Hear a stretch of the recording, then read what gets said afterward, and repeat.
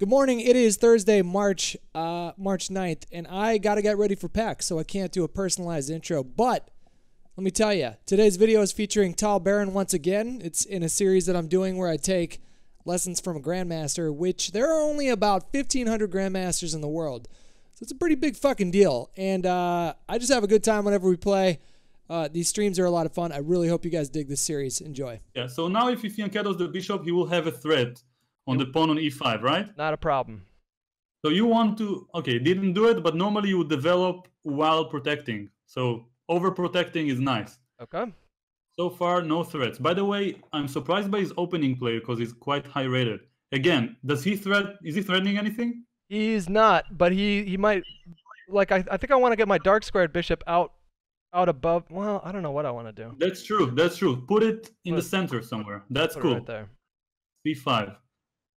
I don't know if I mentioned it, but the square, if you can draw it with the right click at some point, from the knight on c6 to the square on c3, do you see it? From the knight on c6 to the square on where now? On c3. On c3. I want to draw a square. I'll do it between the moves later. Oh, okay. But so the viewers can see. But okay, now no threat for the moment. Just gonna back. So this is a good tempo. Nice. Ooh. Oh, and he gave up the bish. All right. That's not something you want to do against Hutch. No. No, you don't, Tal. No, you don't. And okay, so now in this particular case, you have no threats, but your queen is out. You have some good development going on. And now, does he have any threat? He does not. Okay, so normally we would castle, but remember what I said earlier in the previous stream, you want to be flexible. Keep it flexible. We're going to keep it nice and flexible here. Exactly. You want to develop the bish, and then you want to maintain the possibility to castle to the most aggressive side because you're leading in development. Yes. And then you might have some pawn avalanche on the other side. Okay, does he have a threat? Well, he wants to push to d4 with that pawn. And then you have like 4 pieces attacking this square, yeah? I do, yeah. So you want to develop the bish. Normally I would put it in the center. Normally you would put it in the center. Okay. So the most central square without, of course, losing it. So try to draw an arrow with the right click from the knight to the queen. From the knight? If you can do the arrow, let me know if it works. Wait, say that again? So if you use the right click from your knight on c6 to the queen, there will be an arrow. I will show it between the moves. Okay, yeah. Okay, do it while he thinks. But now he has a threat. He wants to trap your bishop. Do you see how? Yeah. So I'm just gonna give him a little breathing room right there. That's the way.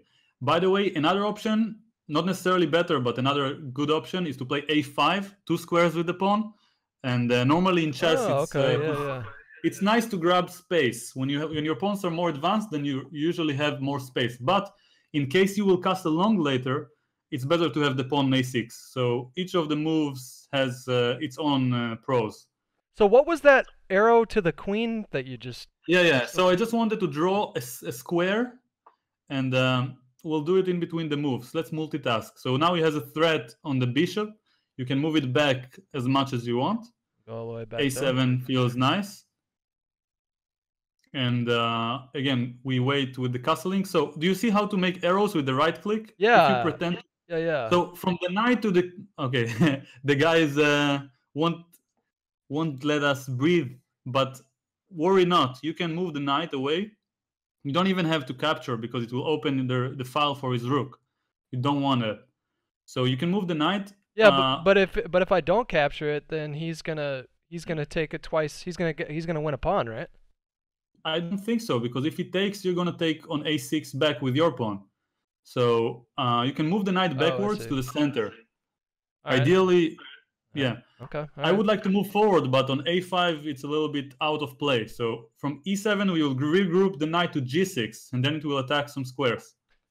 I'm starting to feel like my queen is a little boxed in over here, though. I don't want to get her trapped. Yeah. So that's why we will get knight g6 in. By the way, your queen is on a dark square, and it's not in that much danger because he doesn't have the dark squared bish. So it's not so easy for him to attack it. All right, okay. But knight g6 is coming quickly on the next move, and he won't have any way to create major threats. So let's attempt one last time for this big opening to make a square. So I want from your queen to draw a line to his knight on f3, then to the pawn on c3, and then from the pawn on c3, if you see it right. Yeah. To the c6 square where the knight was, and back to the queen. So this is a square. Yes. Okay? On this square is where we like to put our pieces in the opening. This is what I like to call the large center, and the small center is the 4 squares in the middle. Yes. And this is where you put the pawns usually. So the knights and bishops are usually going to this large square in the opening, ideally. Now, how do you get rid of these arrows once I put them on there? Just left. Oh, you can just left click random square. Yeah. Okay, so now is he threatening? Nothing. Yeah. No. So knight g6. I'm gonna be honest with you. I didn't really know if he was threatening anything. I just made that move. Mm-hmm.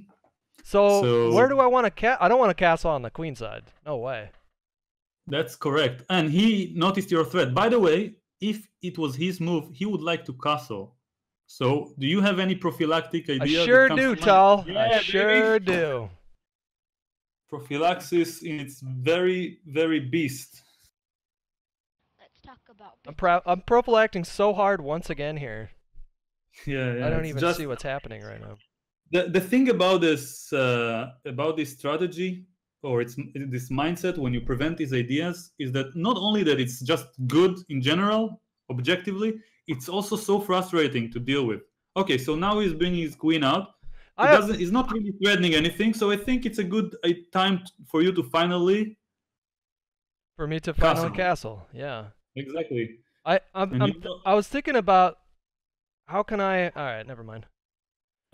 So if I can open up the A file and then hit him with the check with the bish. Oh, this is a great tactical idea, and the only reason it doesn't work is that he can just capture. And he can just capture with the queen there. If I took his pawn. Even if he captures with the pawn, the king takes f2 will open the rook on h1 to protect the other. That's right. I gotcha. But I totally missed this idea, so it's not such a... Keep it in mind for later, because at some point he will play bishop f1 and then it will become feasible. But now he has the threat, right? He does, yeah. I don't know how to really take care of that. Okay, so I have one idea. It's a little bit sophisticated, but I think it should make sense. You don't want to move backwards. No. So what I would normally do is to simply play the bishop 1 or 2 squares up, probably 1 square up, and then you have a threat of a takes b5 because of the pin. It's a little bit deep, but the basic idea is the same, like we usually do. What happens if he just pushes the pawn on a5? Then you still take because the pin is still there on the a file. You take the pawn almost against any one of his moves. It's not necessarily the best move, but I feel like... Okay. I feel like okay, I gotcha.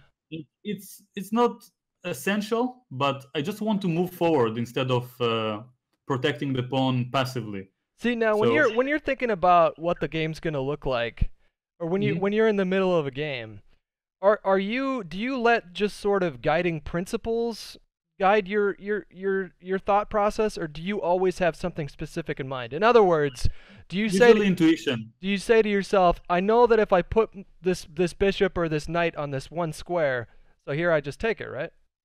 Take the pawn, yeah. Exactly. Now there's a pin. And I'm attacking a pawn. So what was the question again? So I guess the question would be, do you kind of say to yourself, well... by the way, you can trap the queen, probably. If you are very careful, you can trap his queen in one move. But tell me what's the move before you do it. C6. Do you see any squares for his queen? No. Me neither. Well, look at that. Would you look at that? So I guess my thought was like, So sometimes you'll watch a grandmaster put a knight somewhere or a bishop somewhere. A lot of the times I'm wondering if it's just they have faith that that's a good square and it'll work out later on, or do they have something specific in mind?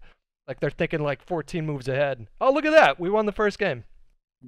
Tal, you son of a bitch, Tal. Thank you so much. Awake, thank you so much for 6 months. Appreciate it, buddy. Nixa with $3. Hutch has become the Mr. Steelio Bish. Greg Strat, thank you so much for the 15 months. Harstar, thank you so much for 26 months of sustained friendship. Thank you for doing that. Grizno, I didn't get you either. Thank you for the 17 months. And there are now 991 of you guys, so thanks. All right, my turn. Here we go. Let's go. Make a move quickly, otherwise you lose. 20 seconds for the first move is the rule here. Really? But not the second, just the first one. Okay, now no need to rush. No need to rush anymore. Okay, so far so good. You want to develop the knight, right? I do. Okay, so there's no reason to avoid it. So why don't, but, all right. So you think knight... We don't want to capture. We don't want to capture. We want to retain the tension. But I don't want to push to D5 here? Not necessarily. You can, but I'll do it later only. All right. Okay. Because for the moment, he doesn't really want to take. The one who releases the tension usually gives up something. So, for example, if you were to push to D5 now, it was a better version. But first, you can still develop. So either bishop here or bishop E3, both are completely fine. Okay. All right. And, yeah, and I don't see any direct threat. And once again, I think bishop E3 is a generally good square for the bishop. It's in the center, like we discussed earlier. All right. Okay. Back to your question, by the way, from the previous game. So for me, and I think for most players above a certain level, not necessarily Grandmaster, even when you're 2100 rating, it's like mostly intuition plus a little bit of questions that come to your mind. Yeah, it kind of taps into that pattern recognition part of your brain, you know, where your brain is recognizing the patterns before you're even consciously aware of it. That can happen to you even if you're a casual chess player. That happened to me when I was playing lots of chess in coffee shops. I would just instinctually kind of, you know. All right, so what's wrong with this move here, right? Is that I like the way you're asking it. It's brilliant. Like to make the move and then ask what's wrong with it. that's my life philosophy, Tal. Come on. That makes sense. That's the only way you learn, right? Yeah. You know what I'm gonna do here? A little prophylaxis.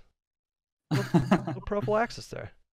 You put the rook on the same file as the queen. This is generally good strategical idea. Now, in the center, you usually want to capture back with knights. Yes. This is because the bishop is as good as it is on both squares, but the knight, when it's more centralized, then it's considered to be stronger. But he's gonna grab my he's gonna grab that pawn though if I do that. He's gonna grab my e pawn. So like knight. E pawn was protected all along. It's not under any new attack. So, but knight takes. So knight f3 takes d4, and then he would take maybe my bishop with his bishop, and then and then you take with the d4 knight backwards. But I will explain. Okay, all right, go ahead. I'll explain later what happened after you do it. But for the moment, this is good for you, and the reason is a philosophical reason. He's the one who released the tension. Yeah. By the way, he's attacking your queen and the pawn on e4. There's only one move to protect both without losing material. I hope you see it. I do. Yeah, I do see it. And if he takes, you can pre-move, by the way, knight from d4 taking e2, because a recapture is a safe pre-move. Yeah. Okay. Knight d4 takes e2. Okay. All right. So now that's the only recapture that doesn't lose material, because e4 was hanging, and you don't want to take back with the king, obviously. Yeah. And okay, so let's summarize what happened. On the next move, I'll do it actually after you probably castle, and I'll start by mentioning that I think he doesn't have a threat, so you can castle. What about taking his knight with my dark squared bishop, making a double? You don't want to treat your bish as if he was a suicide bomber. Okay, all right.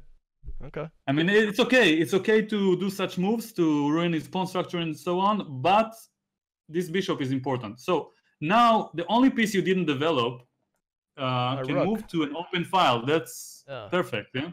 My F rook over on the D file. Exactly. exactly. And by the way, I'm not mentioning it, but I am using the questions. No threat, which piece doesn't work? The rook on f1, moving it to an open file. That's just the most logical way to address the position. Okay, all right. I can fuck with this, Tal. I can fuck with it. And oh, he castled. Did you make the move? He castled. Oh yeah, he castled. Okay. Yeah. All right. So now rook f1 to d1. Yeah. Say that again. Oh yeah. So rook to the open file is your idea. I was looking at b4 also. Yeah, b4 is a great idea to grab space with tempo. Yeah. Yeah. But it's probably a good move. There's no reason to avoid it, and get his knight to go backwards, which will be less active for him. And by the way, regardless to this idea, another potential idea would be to play h3 or f3, so that you'll have a little escape pod. Yeah. Yeah, exactly. I like to call it a window for the king to breathe. All right. Okay. And well, b4 is a good way to start if it were your move, and I don't see a threat once again, so you can continue your plan. So he's got to go back to e6. To e6. Oh, there's a little bit of an echo. I'm hearing myself. Oh, my headphones there. So how can I? Are you playing me through a speaker or through your headphones? No, it's just from the speaker. It was like this all along. Oh, okay. Okay. Yeah, are you still there? Yeah, no, I'm here. Yeah, I can hear you, but you can't feed the audio through your headphones instead of listening to it through a speaker? I think I can, so let's try. Okay. But then I'm not sure if my viewers will hear it, so... I see. Okay. Let's try this once for a minute or two and then see if it works itself out. Okay. So it doesn't have a threat. You can continue with making a window for your king somehow. I'm going to do it this way.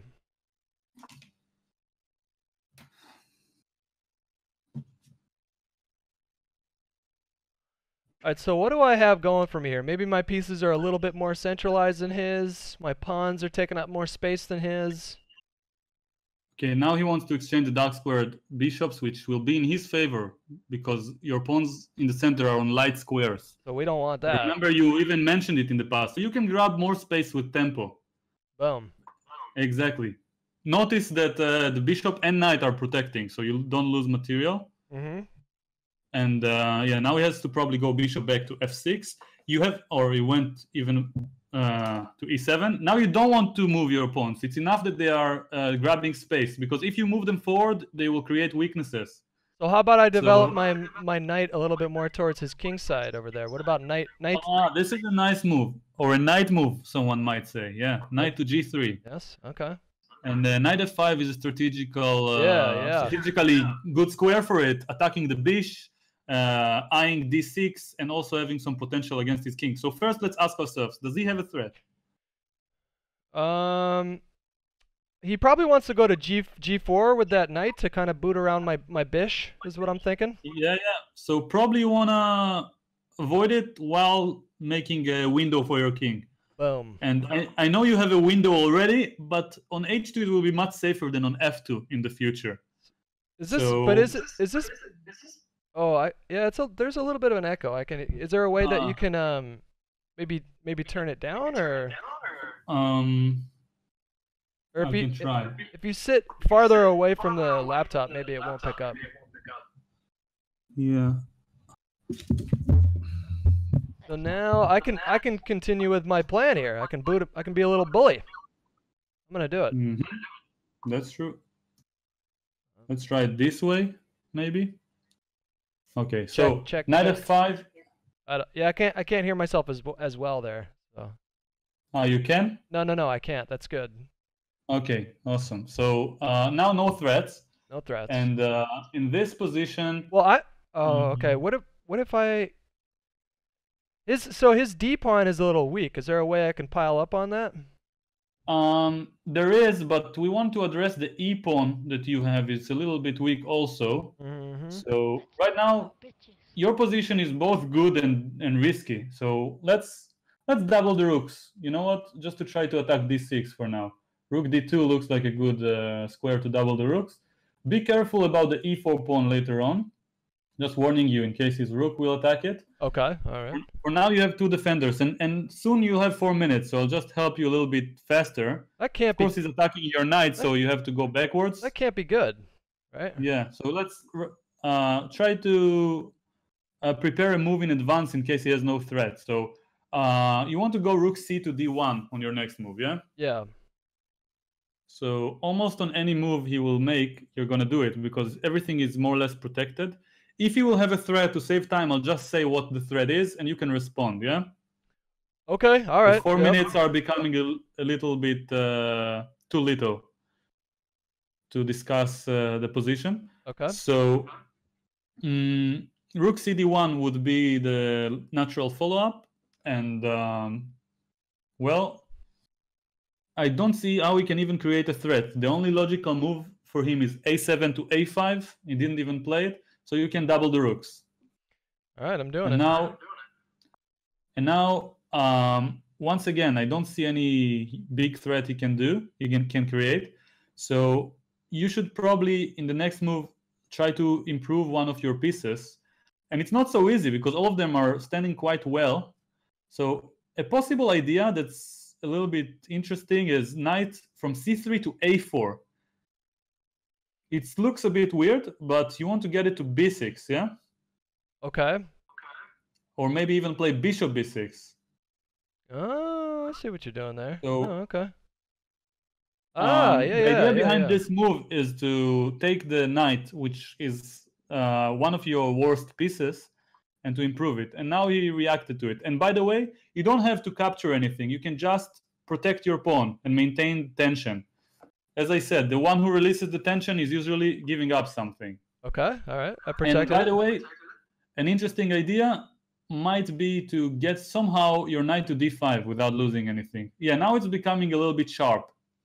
So probably you want to go back with the knight to b2 to protect everything. Yeah, no, I was looking at that. And pre-move pawn takes pawn. a3 takes b4, just in case he captures so you can save time. a3 takes b4? Yeah, as if you're taking your own pawn. So it will only work if he takes. Oh, I see. There it is. Okay. That's a practical pre-move. And again, you can pre-move queen takes c4, for example. All right. You don't want to get pinned and take back with knight. Right. And okay, now oh, Jesus. There is a pin, so it's a little bit dangerous. You probably want to protect the queen with the rook. So rook c1, creating the idea of c takes b5. The guy's playing very well. I'll give him that. All right, all right. That doesn't scare me though. C takes b5 is a good idea on the next move. And if he captures once again, you're probably going to take with the queen. You can pre-move that. All right. And 3 minutes are a really long time, by the way, by standards of the 2000 Blitz players. It doesn't feel like a long time. Yeah, but it takes a lot of experience in the 3+0 field. And yeah, I don't think we can afford to explain too many things in this rhythm. So I'll try to okay, so no threat. You want to improve one of your pieces, but everyone are standing well. So you can continue with the idea from earlier. C takes b5. And you can, now your queen is protected. So you can pre-move rook from d2, takes the queen, your own queen on c2. All right. And yeah. You think... On this side, you cannot pre-move more than one move in a row. But on chess.com, for example, you can. So what I normally do is pre-move rook takes queen, and then the rook from behind taking the same square. Right. Okay, I think he didn't take back. Okay, you can exchange some pieces. It shouldn't be bad for you. Queen takes queen. There is no, it's not winning anything, but it's a good follow-up. And then if he takes with the rook, after you exchange once again, there's going to be an interesting tactic for you. Yep. I see it. Do you see the pin? They call it a skewer, right? Isn't it a skewer? I think we look at different things. The skewer is possible, but it's not necessarily gaining material because you will move the rook away. Oh, that's right. Yeah. So you can take. He will take with the knight. And then I pin him. And look at the pin on the d file. The rook is unprotected now that the knight moved from e6. So you can exploit the pin because the pawn essentially cannot move. Yeah, you cannot for example, get the e5 square. He doesn't protect it. So technically, if the pawn wasn't there, you could have played e5. It would have been a really good move. So should I do that now? E5 then? I think so. Yeah, I think so. All right. Because now because of the pin, he has to move with the knight, and actually he has knight to d5, which is a good move for him. D5. Oh, I see. Knight d5, attacking your bishop and kind of getting rid of the pin. That's a good move that I have to admit that I missed. So I'll just have to retreat, huh? Or I can push it right. Yeah, maybe probably you can bring the king over and to f2 and protect it. But then my pawn drops over there. Yeah. That's one of the risks of the profession. The pawns. Ah, crap! It's all falling apart, Tal. I can feel it. E5 was a bad move, and the reason is that I missed knight fd5. Uh-oh. So this is a tactical mistake. But yeah, he also made a mistake now because he didn't take the pawn, and now the pin is still there. But you cannot take on d6 because there is another pin on the diagonal. Your knight on b2 is unprotected. So if it was my move with white, I would probably play knight from b2 to d3. Yeah, to protect the pawn. Gotcha. And if he takes on e5, you probably want to take back with the pawn. But I would do it by a pre-move. Again, it's not ideal, but we have to cope with the time. Next logical move would be to improve your knight. Oh, and he just gave you a piece. Yeah, I think that's a blunder. Missed something. Yeah. And now, okay, you don't have much time to exploit it, but normally what I would do is notice his threat. I will just tell you his threat really quickly, and you'll try. If he has nothing, then you'll just improve your knights somehow without missing them, hopefully. Yeah. So it's not easy in time pressure. He's threatening my pawn, so I gotta address that. Yeah. A good move for him, by the way, will be to move his rook and pin your knight, rook e8. And then probably what I would like to do is play something like rook d5, protecting it and attacking the pawn. But then there's f6 actually, and then he wins a piece. So the only move after rook e8 not to lose material is probably to move the king. Anyway, he missed it as well. You want to bring your knight to the center. He has no threat. And please notice whenever you move a knight, in case that it's not attacked by his knight by some accident, because it can be tricky. Okay, now you can offer the exchange of knights. Do you see it? Yes. So trying to get his knight to be a little bit less active. And the next move that makes sense is to put your knight maybe on c6 or d3 to stop his pawn from moving forward. And then what I would do is bring the king over, because now this is the end game, yeah? Yeah. So king to the center.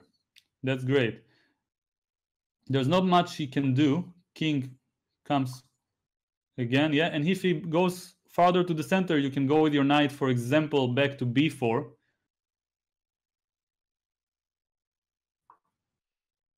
Also to d4. I mean, both are fine. Knight d4, b4. Yeah, just notice his moves.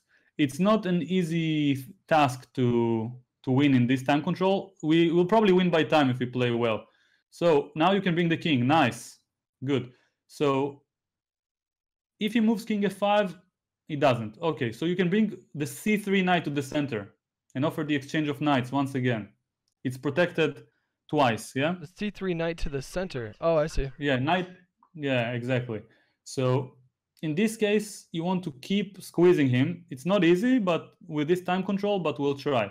So he will probably move his knight back if he doesn't want to lose. Yeah, now you can move the knight and give a check. I don't want to give away the e5 square for his king. Yeah, but this is good. This is a good tactical shot. If he moves king e5 check, by the way, do you see what you can do? King e5 check? No, king e5, sorry. If you move king e5 as a response to the check, you can do something against it. I can check him again, right? Yeah. Okay, so you move, you take this. It's not easy to win, even though it looks fairly simple. You move to the center. Yeah. You want to address his threats once again. We don't want to lose the pawns. They are the only way to win in such endgames. Yeah. So bring a knight to the center. Offering the exchange is wonderful. Knight b4 to d5 is another follow-up that makes sense. You can play it. d3 is also good. Knight d5 to the center. Offer the exchange of knights. Or king e5. Oh, he's out of time. There we go, yes. Tal.